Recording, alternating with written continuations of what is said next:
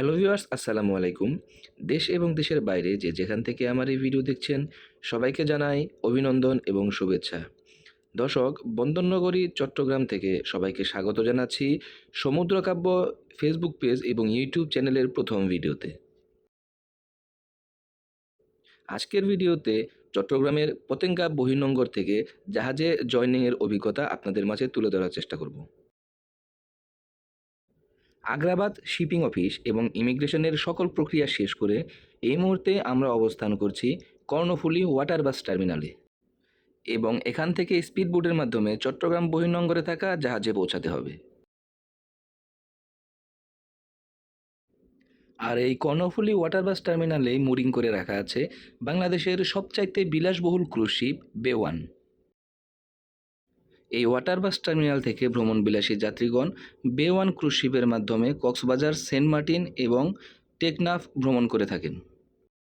আপনারা দেখতে পাচ্ছেন এখানে বেশ কিছু স্পিড বোট রয়েছে, এবং এই স্পিড বোটের মাধ্যমেই আমাদেরকে এখান থেকে জাহাজ পর্যন্ত পৌঁছাতে হবে।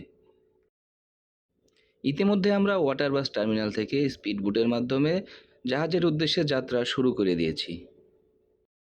জাহাজে জয়নিংয়ের সকল ফর্মালিটি শেষ করতে কিছুটা দেরি হওয়ায় সমুদ্রে ভাটার সময় শেষ হয়ে জোয়ার চলে এসেছে। কাজেই ঢেউ এবং স্রোতের তীব্রতা এতই বেশি ছিল যে জাহাজ পর্যন্ত স্পিডবোট নিয়ে পৌঁছানো অনেকটা চ্যালেঞ্জিং ছিল।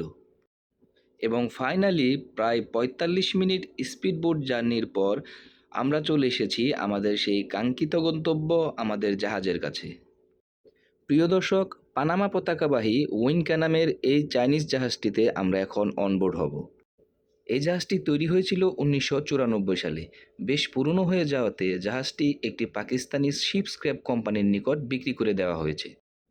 জাহাজটিতে বর্তমানে চাইনিজ ক্রু অনবোর্ড আছে, এবং আমরা অনবোর্ড হওয়ার পর তাদের থেকে জাহাজটি টেক ওভার করে পাকিস্তানি শিপ স্ক্র্যাপ কোম্পানির নিকট ডেলিভারি দেওয়ার জন্য নিয়ে যাব।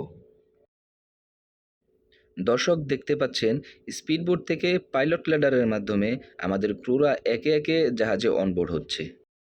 জাহাজটি বর্তমানে আনলোড অবস্থায় আছে, যার ফলে সমুদ্রপৃষ্ঠ থেকে জাহাজের ডেকের উচ্চতা বেশ উঁচুতে থাকায় পাইলট ল্যাডারের মাধ্যমে উপরে ওঠা খানিকটা কষ্টকর ছিল। এবং ফাইনালি আমরা জাহাজে অনবোর্ড হয়ে টেক ওভারের সকল প্রক্রিয়া শেষ করে পাকিস্তানের করাচির উদ্দেশ্যে যাত্রা শুরু করে দিয়েছি। প্রিয় দর্শক, আজকের ভিডিও এই পর্যন্তই। আমার ভিডিওটি ভালো লেগে থাকলে লাইক, কমেন্ট এবং শেয়ার করতে ভুলবেন না। যারা ফেসবুক থেকে দেখছেন তারা আমার পেজটিকে ফলো দিয়ে রাখবেন, আর যারা ইউটিউব থেকে দেখছেন তারা আমার চ্যানেলটিকে সাবস্ক্রাইব করে রাখবেন। সবাই ভালো থাকবেন, সুস্থ থাকবেন। আল্লাহ হাফেজ।